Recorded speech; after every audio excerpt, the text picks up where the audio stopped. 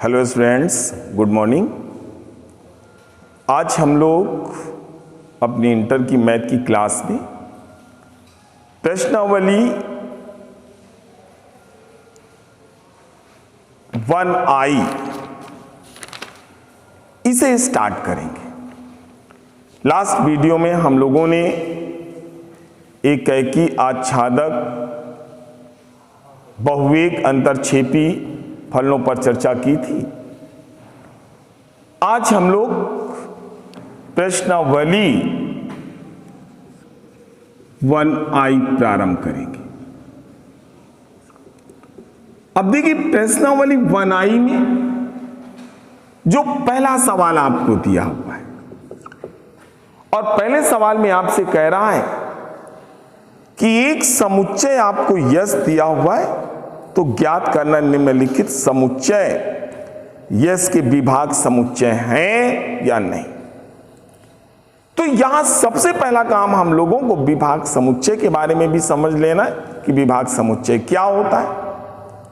तो हम लोग कहते हैं कि किसी दिए गए समुच्चयों या किसी दिए गए समुच्चय के उप समुच्चयों का वह परिवार जिनका सम्मिलन का मतलब यूनियन दिए गए समुच्चय के बराबर हो और उन उप समुच्चयों में कोई भी दो समुच्चय लीजिए, उनमें कोई भी अवयव उभयनिष्ठ ना हो, तो ऐसे समुच्चयों को का दिए गए समुच्चय के हम विभाग समुच्चय कहते हैं। जो भी समुच्चय आपके उप समुच्चय होंगे उन्हें हम लोग विभाग समुच्चय कह देंगे, दिए गए समुच्चय के। अब जैसे एग्जांपल लेकर चलिए, यहां पर हम लोग देखेंगे पहले सवाल में यस इज इक्वल टू आपको एक समुच्चय दिया हुआ है और उसके एलिमेंट्स कौन कौन से हैं। एलिमेंट्स में हम लोग देखते हैं A, B, C, D, E, F, G। ये अवयव आपको किसी समुच्चय के दिए हुए। अब इसके बाद देखिएगा जो इसके उप समुच्चय, तो इसमें पहले सवाल में हम लोगों को जो उप समुच्चय दिए हुए A1 दिया हुआ है और A1 के अवयव कौन कौन से हैं बेटा, A, C, E दिया है। फिर A2 दिया हुआ है आपको और A2 को देखिएगा केवल एक अवयव है इसमें B, और फिर आपको एक समुच्चय A3 दिया हुआ है और इसके अवयव आपको दिए हुए D, G। अब देखिए, ये तीन उप समुच्चय यस के उप समुच्चय हैं। अब हमें यह बताना है क्या A1, A2, A3 समुच्चय यस के विभाग समुच्चय हैं। तो आप इनका यूनियन ले लो, A1 union A2 union A3, तो हमें वो दिए गए समुच्चय के बराबर नहीं प्राप्त होगा। यानी यहां पर हम लोग लिख सकते हैं A1 union A2 union A3 is not equal to S. इसलिए A1, A2, A3 दिए गए समुच्चय के विभाग समुच्चय नहीं होंगे। इसी प्रकार दूसरे सवाल, ये पहला था, दूसरे में क्या कह रहा है, इसमें देखो जो भी आपके पास उप समुच्चय दिए हैं वो B1 और B1 के जो अवयव हैं आपके A, E, G, और फिर है B2 और B2 के जो अवयव आपको दिए हुए वो C, D हैं, और फिर है B3 और B3 के जो अवयव आपको दिए हैं वो B, E, F है। अब इनमें देखो, इन तीनों समुच्चयों का यदि हम लोग यूनियन निकालें तो B1 union B2 union B3। अब देखो इसमें एलिमेंट कौन कौन से आएंगे, A, B, C, D, E, F, G। यानी यूनियन तो इसी यस के बराबर हो गया। लेकिन आप B1 और B3 को देखो, इसमें एक अवयव उभयनिष्ठ भी है। इसलिए हम लोग पहली कंडीशन तो सेटिस्फाइड हो रही है, लेकिन सेकंड नहीं। तो यहां पर हम लोग कह देंगे B1 B2 B3 दिए गए समुच्चय के विभाग समुच्चय नहीं है। इसके बाद देखो तीसरे सवाल में यहां पर जो आपको उप समुच्चय दिए हुए हैं उसमें क्या कह रहा है वो, इसमें C1 दिया हुआ एक एलिमेंट और C1 के जो अवयव हैं A, B, E, G दिया हुआ है और फिर आपको C2 दिया हुआ है और C2 के अवयव आपको जो दिए हैं वो C है और फिर इसके बाद D1 लिख रहा है लेकिन होना चाहिए C3, इसको बोल दीजिएगा आप, और इसमें है D, अब इसमें देखो ये जो आपके पास उप समुच्चय दिए इन तीनों का यूनियन ले लो, C1 union C2 union C3, तो आपको वही समुच्चय यस मिल जाता है।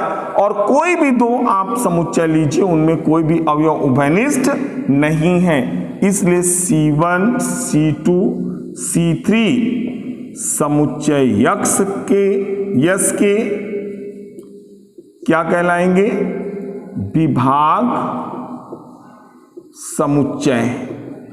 तो इस प्रकार से हम लोग विभाग समुच्चय पर आधारित जो ये पहला दूसरा तीसरा प्रश्न है इसको सॉल्व कर लेते हैं।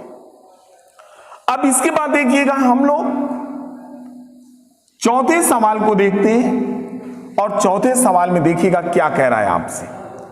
चौथे सवाल में आपसे कह रहा है यदि x इज इक्वल टू, एक सेट हमको दिया हुआ है चौथे सवाल में x इज इक्वल टू और इसके एलिमेंट्स आपको गिवन है 2,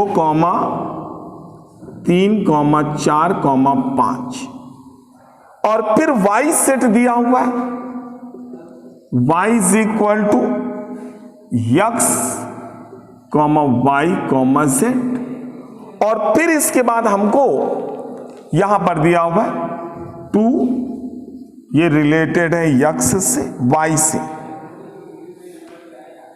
x है बेटा ये, 3 ये रिलेटेड है y से और फिर कह रहा 4 ये रिलेटेड है y से और फिर है 5 ये रिलेटेड है z से।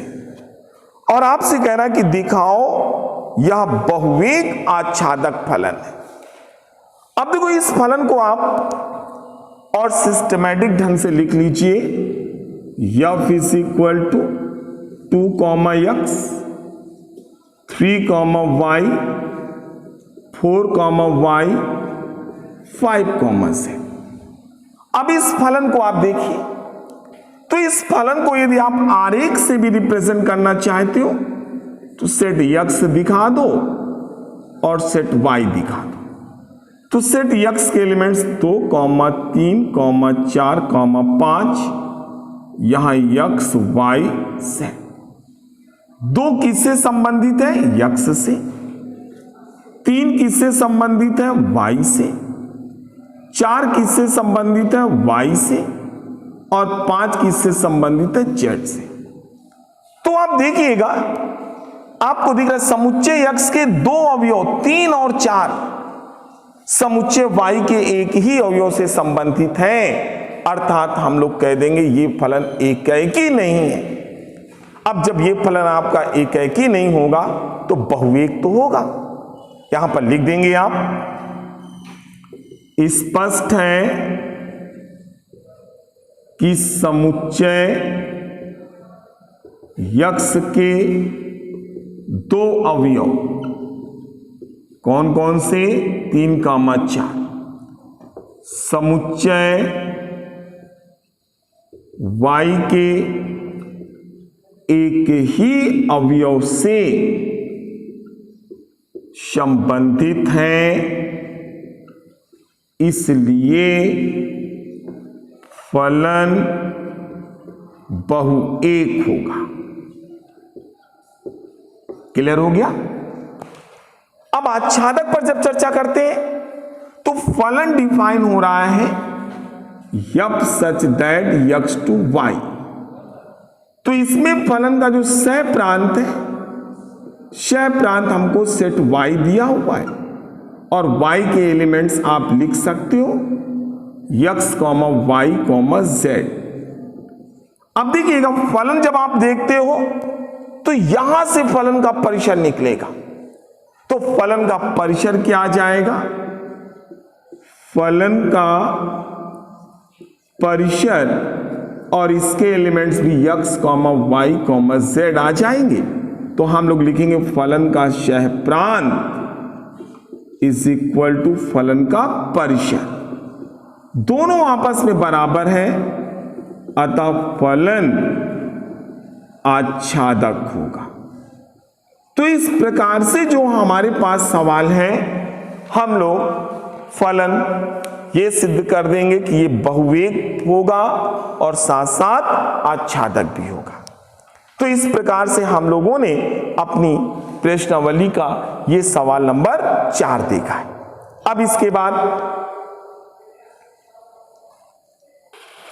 तो अब देखिएगा 5वें सवाल को, तो 5वें सवाल में देखिएगा क्या कह रहा है आपसे, p such that R to R, जहां f of x is equal to 1 upon x, f of x, और फिर यहां लिख रहा है जहां x is not equal to 0। ये फंक्शन आपके पास गिवन है। अब हमें यह चेक करना क्या ये फलन एक ही है या हम लोग, तो यहां पर देखिएगा प्रांत क्या है, ऑल रियल नंबर्स, लेकिन 0 एक्सेप्टेबल नहीं होगा, क्योंकि यदि x की वैल्यू 0 आपने एक्सेप्ट कर ली तो फलन आपका डिफाइन ही नहीं होगा। डिफाइन क्यों नहीं होगा, क्योंकि something upon 0 is not define, हम लोग उसे अपरिभाषित बोलेंगे। तो एकाएकी के लिए तो हम लोग लिख देंगे माना f of x1 is equal to f of x2।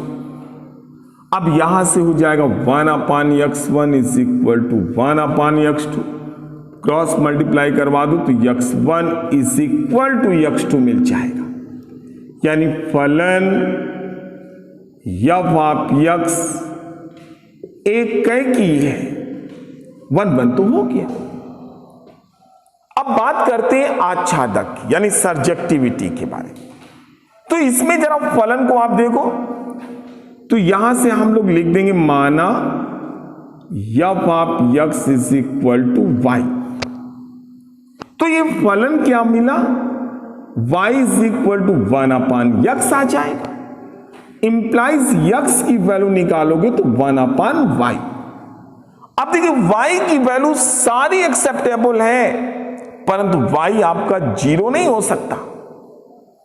तो यहां पर जो फलन का परिसर मिलेगा, तो फलन का परिसर हम लोग जानते हैं कि y के उन मानों का समुच्चय जिसके लिए x परिभाषित हो, तो हम लोग y के उन मानों के समुच्चय को फलन का परिसर कह देंगे। तो यहां पर एक बात ध्यान देना है, जो परिसर होगा ऑल रियल नंबर्स, परंतु 0 नहीं ले सकते आप, क्योंकि y 0 नहीं होगा। और फलन का जो सह प्रांत है, सह प्रांत तो हमको दिया हुआ है, यहां पर सह प्रांत कैपिटल है। तो परिसर और सह प्रांत दोनों बराबर नहीं है। देखिएगा सह प्रांत में तो ऑल रियल नंबर से 0 इंक्लूडेड है, और जबकि परिसर में 0 इंक्लूडेड नहीं है। तो यहां पर हम लोग लिखेंगे सह प्रांत इज नॉट इक्वल टू परिसर, अतः फलन आच्छादक नहीं होगा। यहां पर सभी छात्र ध्यान दें कि यहां पर आपसे कह रहा है सिद्ध करना है एक है कि आच्छादक, लेकिन यह फलन आपका आच्छादक नहीं होगा। आच्छादक क्यों नहीं होगा, आपको सामने दिख रहा है, परिसर और उसका सहप्रांत ये दोनों इक्वल नहीं है। एक पॉइंट हम लोग ज्यादा है इस सहप्रांत में, 0 इंक्लूडेड है क्योंकि ऑल रियल नंबर्स है। वास्तव में ये सवाल इस रूप में नहीं होगा। यदि ऐसा ही सवाल आपको दिया है तो इसका यही सही सलूशन होगा। इसमें आप कंफ्यूज मत होइएगा, किसी प्रकार का इफ एंड बट माइंड में मत रखिए। अब देखिएगा, यहीं पर यदि सवाल में थोड़ा सा हम करेक्शन कर देते और पॉजिटिव से आर पॉजिटिव ले लेते। अब आर पॉजिटिव का मतलब ऑल पॉजिटिव रियल नंबर्स। अब जीरो इंक्लूडेड नहीं होगा आपका, जीरो को हम लोग इसमें एक्सेप्टेबल नहीं करेंगे, एक्सेप्ट नहीं करेंगे, क्योंकि जीरो एक ऐसा नंबर होता है जो पॉजिटिव भी है निगेटिव भी है। जीरो में दोनों प्रॉपर्टी होती है। कुछ लोग तो ये भी कह देते हैं जीरो ना तो पॉजिटिव है ना तो निगेटिव है, दैट इज आप ये जम्पशंस कुछ लोग बता दें आपको, लेकिन आप जीरो को पॉजिटिव एंड निगेटिव दोनों एक्सेप्ट करके चलिए। अब देखो, यहीं पर यदि हमारे पास सवाल ये होता तो इसमें एक है कि तो बन जाता। अब यहां से देखिएगा परिसर अब क्या होगा, क्योंकि आर पॉजिटिव है, आर यानी यक्स पॉजिटिव है, तो यक्स पॉजिटिव, तो यक्स को पॉजिटिव होने के लिए वाई को भी तो पॉजिटिव होना पड़ेगा। इसका मतलब जो इसका परिसर आएगा वो आर पॉजिटिव होगा। अब जब ये आर पॉजिटिव होगा, क्षय प्रांत भी आर पॉजिटिव है, और इस केस में फलन का क्षय प्रांत उसके परिसर के बराबर है, अतः फलन क्या हो जाएगा आपका आच्छादक। तो यहां पर ध्यान दीजिएगा, यदि आप आर प्लस से आर प्लस रखोगे तो फलन एकैकी आच्छादक होगा, और यदि आर टू आर रखोगे तो फलन आपका एकैकी होगा, परंतु आच्छादक नहीं होगा। इस बात को विशेष तौर पर ध्यान देना है आपको। अब इसके बाद हम लोग 6वें सवाल में हम लोगों से कह रहा है एक फलन हमको दिया हुआ है और फलन डिफाइन है f such that n to n। देखिएगा, हम लोगों को 6वें सवाल में कह रहा है f such that n to n, और लिख रहा है जहां f of x is equal to 2x। अब हमें इसको चेक करना है, तो इस फंक्शन को आप देखिए ये सारे नेचुरल नंबर्स पे डिफाइन है, यानी इसका जो प्रांत होगा वो नेचुरल नंबर होगा, सह प्रांत होगा वो भी नेचुरल नंबर होगा। अब एक है कि हमें चेक करना है, तो लिख देंगे माना f of x1 is equal to f of x2, तो यहां पर 2x1 is equal to 2x2, तो x1 is equal to x2 मिल जाता है, अर्थात हम लोग लिख देंगे फलन एकैकी है। अब देखिएगा, हम लोग यहीं पर लिखेंगे माना f of x is equal to y, तो y बराबर कितना मिलेगा 2x। अब देखिए यहां पर y के मानों का समुच्चय, तो x चूंकि नेचुरल नंबर है, प्रांत में ऑल पॉजिटिव होल नंबर्स है, तो यहां पर हम लोग क्या रखेंगे, फलन का जो परिसर होगा, परिसर में 2, 4, 6, 8, क्योंकि नेचुरल नंबर x की वैल्यू रखेंगे तो y के यही नंबर्स आपको मिलेंगे। तो फलन का जो क्षय प्रांत होगा, क्षय प्रांत है 1, 2, 3, 4 इस प्रकार से। तो क्षय प्रांत और परिसर को देखो तो लिख देंगे क्षय प्रांत नॉट इक्वल टू परिसर, अतः जो भी फलन है आच्छादक नहीं होगा। तो इस प्रकार से हम लोगों का जो भी ये फलन दिया हुआ है वो आपका एकैकी अंतरछेपी है, सॉल्व कर लेंगे आप। तो आज के वीडियो में हम लोगों ने अपनी 1i प्रश्नावली के 6 नंबर तक सवालों को सॉल्व किया है। इन्हें आप सॉल्व घर में करिएगा, इस पर प्रैक्टिस भी करिए। नेक्स्ट वीडियो में हम लोग आगे के सवालों पर डिस्कशन चालू करेंगे अपना। Okay, thank you.